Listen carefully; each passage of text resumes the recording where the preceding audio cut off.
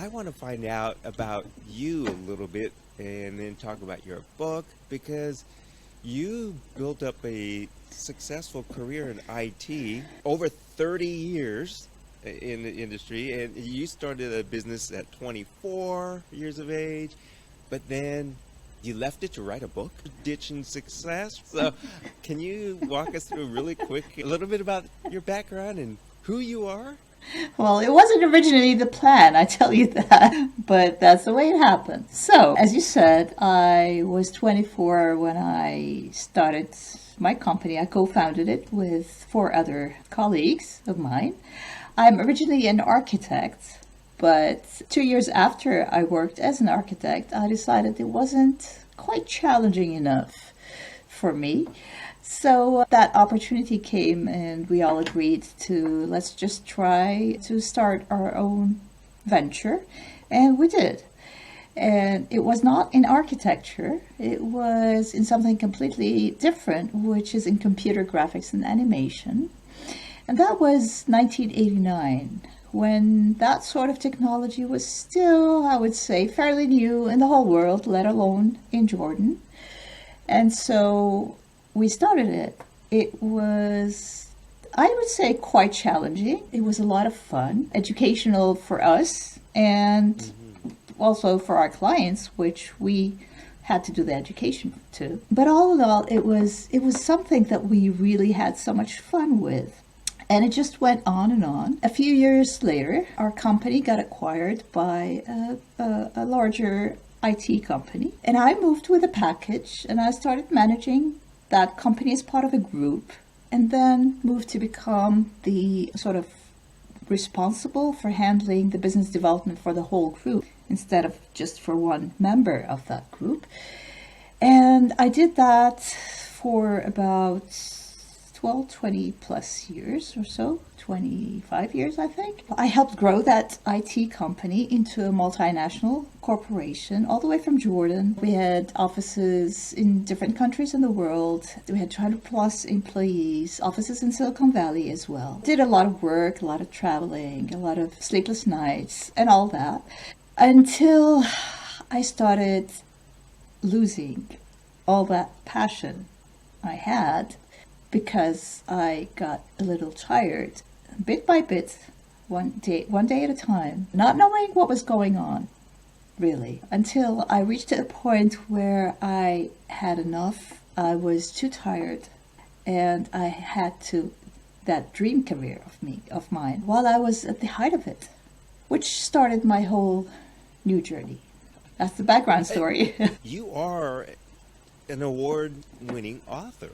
And this is your first time out being an author.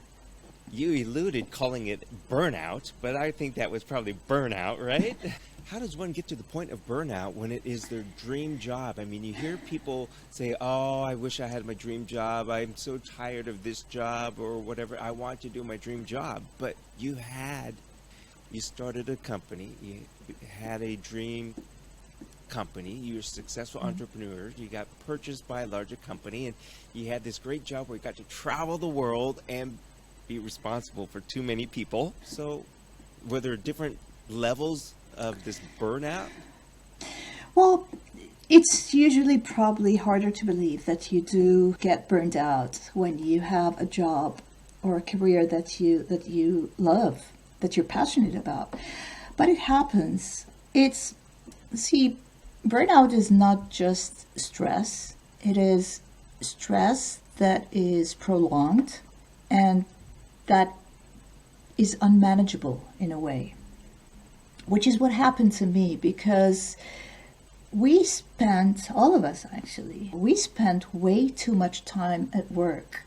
It really depends on the different personalities, on the character of each person. Each of us acts to stress differently, deals with everything else differently. I am a workaholic. I'm sort of a perfectionist in a way, which is not that good of a thing to be. But that adds to the trouble, is that trying to do everything perfectly, trying to be everything, having work as my all, as my one and only priority.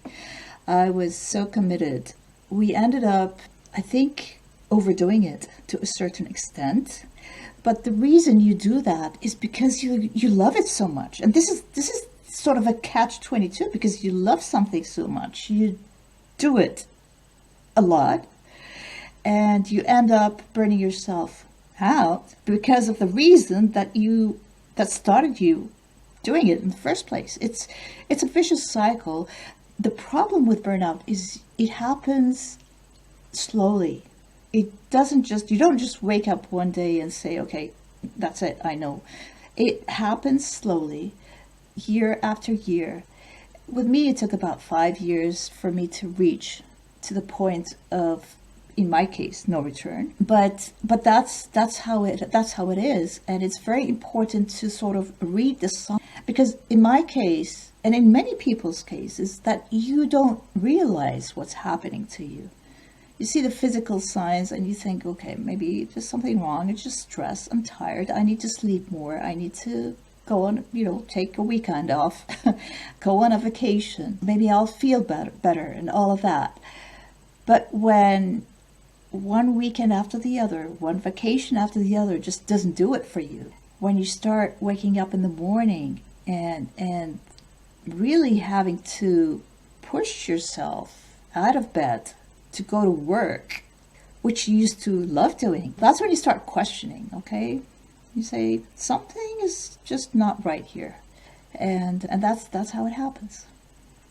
This is just me. Sometimes I get the feeling where people might confuse that burnout or start of burnout with a conflict with coworkers or a boss. They might be having a bad day or a bad week because they're having to do something different out of the norm of their job, and then they're saying, I hate it, I hate it, I hate it, which is probably different than actual burnout, right? It could result in burnout, mind you. So burnout could happen for so many reasons, but the result is the same. Okay. It could be of so much issues that you're having at work, whether it's with your boss, with your coworkers, all of that. It could be just working too hard or too long. It could be having issues at home, which is affecting your work.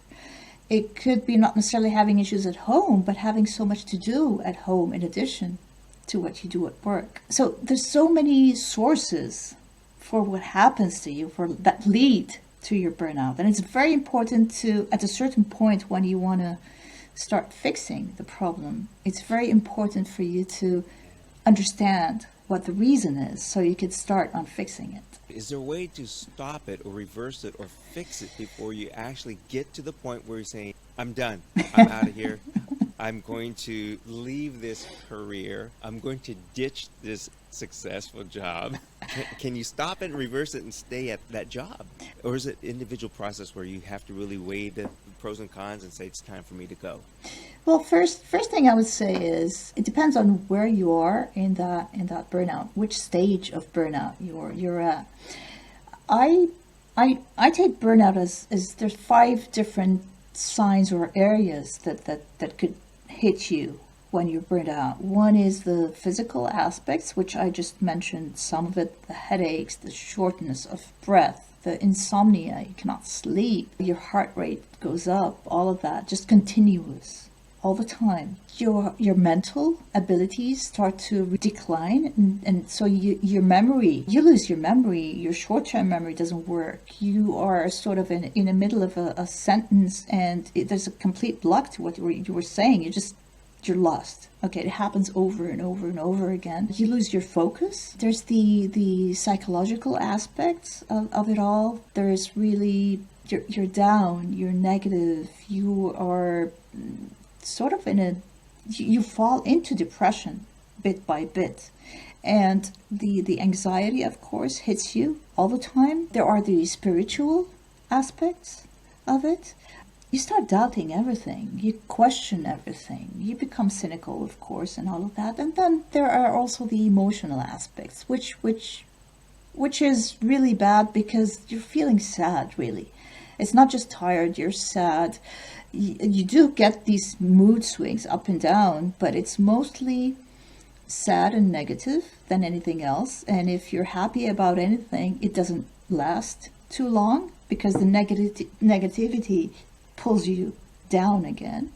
And so all of that works together. Okay, it's not just one thing at a time. Now, how many of those signs or symptoms is one going through, and how long and how bad are they, really change from one stage that you're in to another. But that's where it's easier to be at the beginning, at the early stages of it. I would say, yes, it can be reversible. It can be stopped. And in order to do that, you're going to have to, as I mentioned, figure out your why. Why is this happening to me? Okay, and try to address it according to that answer. And dig deep into that why of yours, okay, to get to the bottom of it. So if it's an issue with your boss, your coworkers, if it's an issue at work, okay, then you need to obviously talk to HR, talk to your boss, talk to your coworkers, work it out, try to work it out as step number one. If it's an issue individually, personally, that's hitting you, try to work on your nutrition, your exercise, your sleep. Try as much as possible to solve it within you. Talk to your direct family, your spouse, your family members to help you out if possible. Okay, so all of these things will help you if you're still in the early phases. Okay, and then this is where you could. Okay, if not, if that doesn't work, that's where you should ditch it. and now here comes actually two ways to do it. So one way is to be a little, soft about it and possibly take a break, if that's possible, from your work. So if it's okay to take a break, and I say a break, a long break, it's not just a weekend or a vacation, that will not do it. If it's possible to take a 3-month, 6-month break, a 1-year break, okay, and it'll work for you, and it'll work for you financially and all of that, then it's good. Do it and see how it happens. If it's not, you really have to detach, because the situation you're in is not helping you, is not helping your family, and you are probably not doing good at work in terms of being efficient or effective at all, or productive or all any of that. So your best bet is to seriously ditch it. I would imagine, because you were just saying early on in our conversation, there are some physical signs, and I would imagine too, if you stuck with it when you should actually ditch it, it will really affect you physically, and that stress can be a silent killer. So it can really do a toll on a person if they're stressed all the time. It does, and unresolved issues like burnout can actually lead to chronic diseases. It can lead to heart disease. It can lead to high pressure issues. So many issues that can really hit you if it remains unresolved, and that's really not good. I want to say thank you for going over the 5 steps.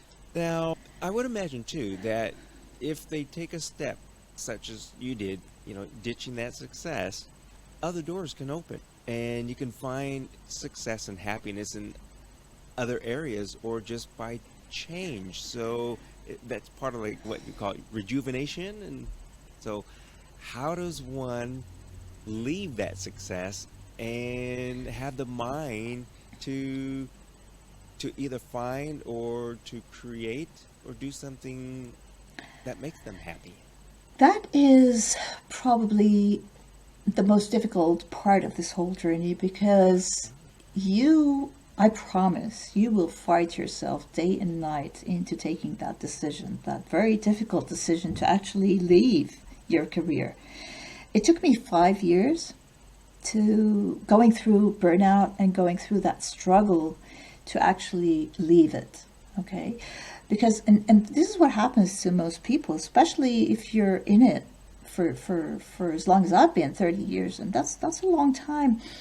Your question is, so what else is there for me to do out there? What can I do? Am I going to start over?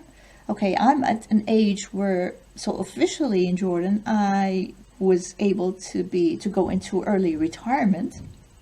at my age, but it was still early. And again, for a workaholic who's just not stopped a single day in her whole life from working, all of a sudden going into retirement sounds like a crazy, stupid idea. So that's what really stops people from taking that steps, is not knowing what to do next. Okay. And so going into that unfamiliar place is the hardest part. But once you step out there, and it's not easy at the beginning at all, okay? But going through the motions, you have to experience everything that happens to you. This is the self-discovery journey that you get yourself into, that difficult decision you've ever had to make in your life probably has led you to, okay, struggling with that decision has led you to go into that journey. You have to believe that it will happen. It's hard work.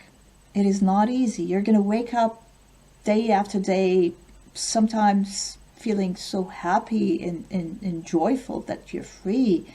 And moments later, you'll feel, seriously? What have I done? But just believe that it will happen. And there are steps that you can take.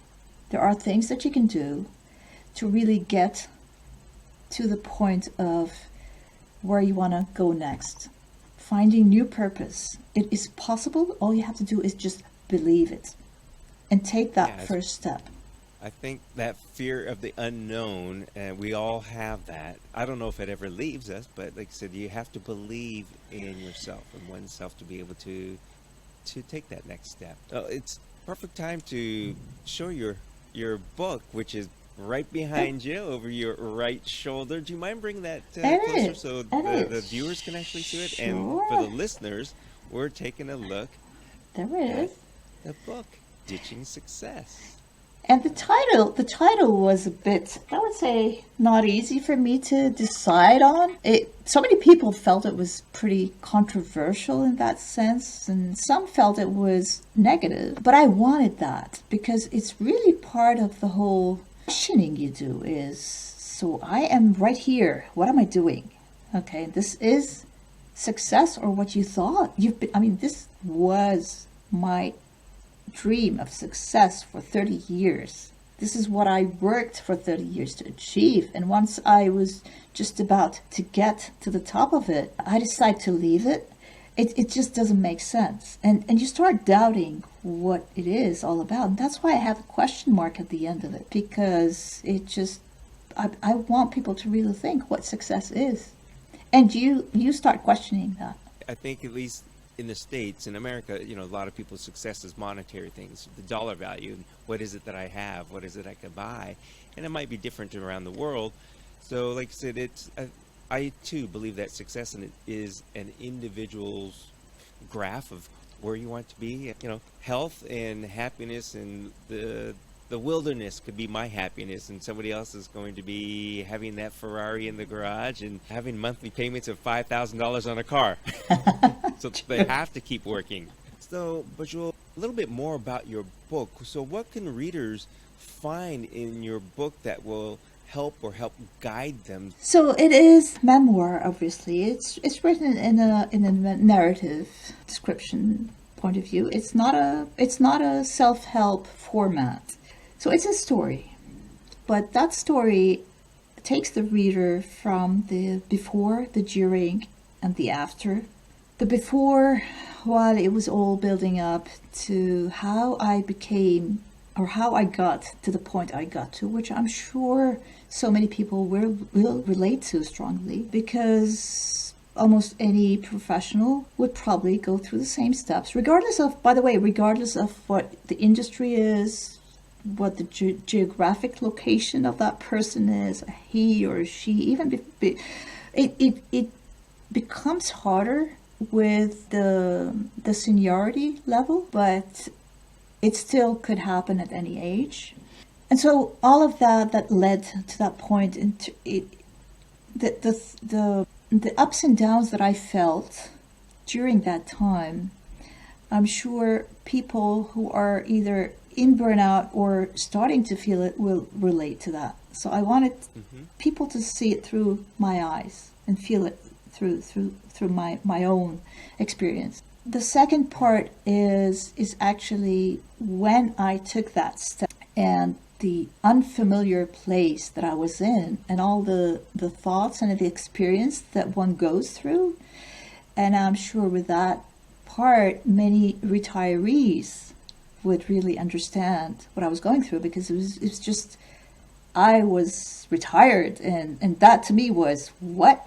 Retirement to me was something dark and ugly and the end of life, because I never had it in mind to just retire at any point.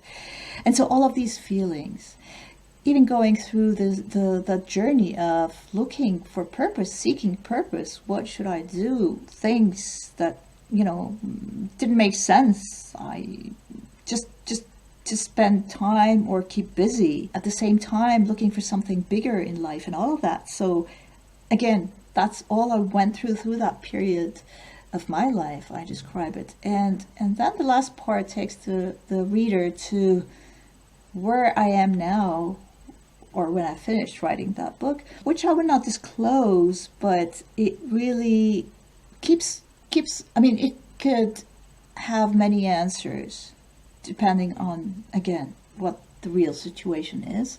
But it sort of covers that whole journey from when it started to what the possibilities are, let me say it that way.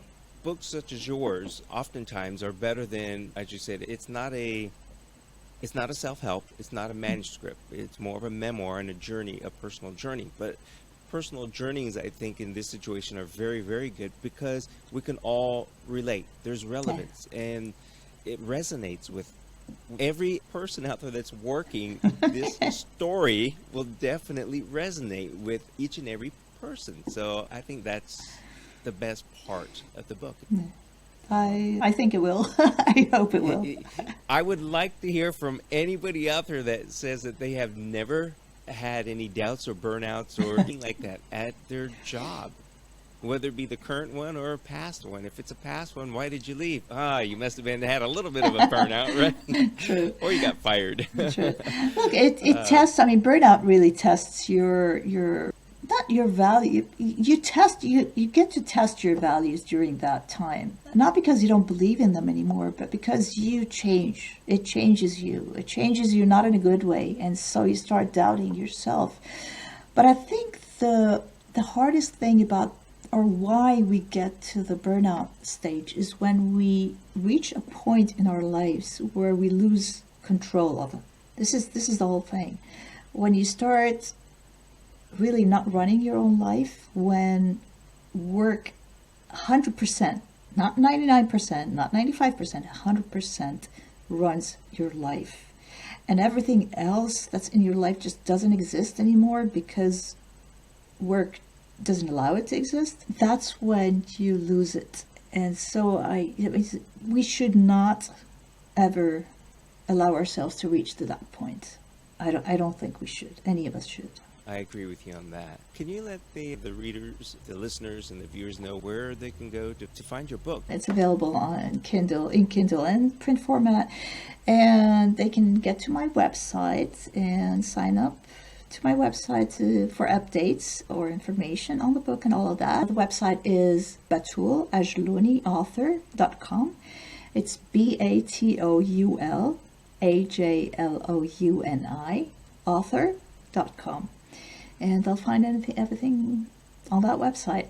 Thank you. This was enlightening, but I think it's something that we all think about. But it's great to hear somebody put it into words and make it available for all of us to, again, take that journey that you went on and go with you, and to really open our minds and eyes up to where are we? Where are we at in our particular career or work? Do we need to make change? What's affecting work, or is work affecting the outside life? So 100%. Thank you very much for that. I'm sure. Thank you. And I think it's very important for us to have courage to take that step. And there's a quote I really love by John Burroughs. It said, "Leap and the net will appear." And that's what we should all do when we think we got to that point where it needs to be done. Just have courage and have heart and believe in it. Believe in yourself, and it'll happen. It'll happen. You heard that from Batoul. Just take that leap. It's called the leap of faith, and she says it will happen. It will happen. Well, thank you again. Thank you very much. Thanks so much for having me, Chuck.